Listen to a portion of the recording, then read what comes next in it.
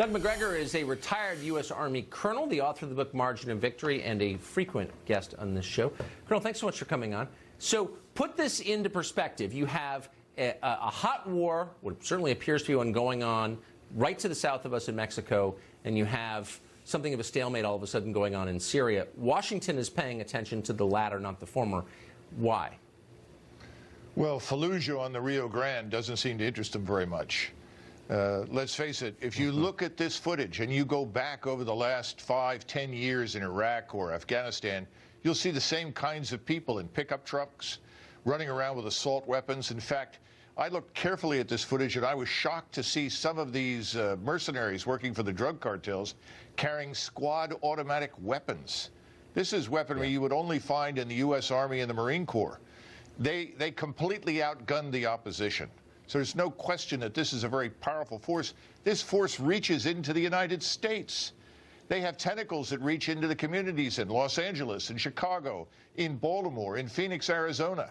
The kind of violence we're seeing right now in Mexico could inevitably explode in this country unless we close and secure the border and begin to rebuild the rule of law in the United States. Now, why is no one interested? Well, the Chamber of Commerce isn't lobbying very hard, and no one's making any money from defending the United States.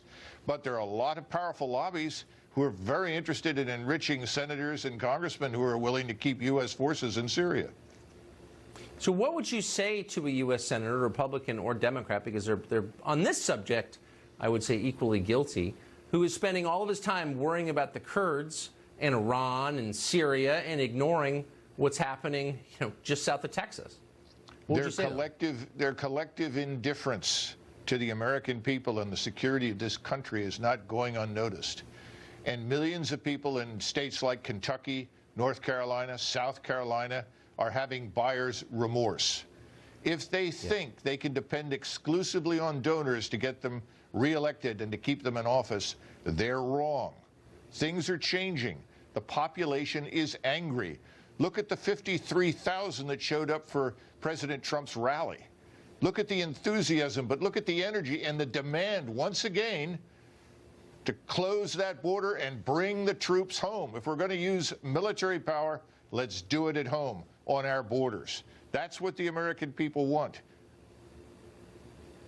Amazing. Colonel, thank you so much for that. It was great to see you tonight. Thanks. Bracing clarity, as always.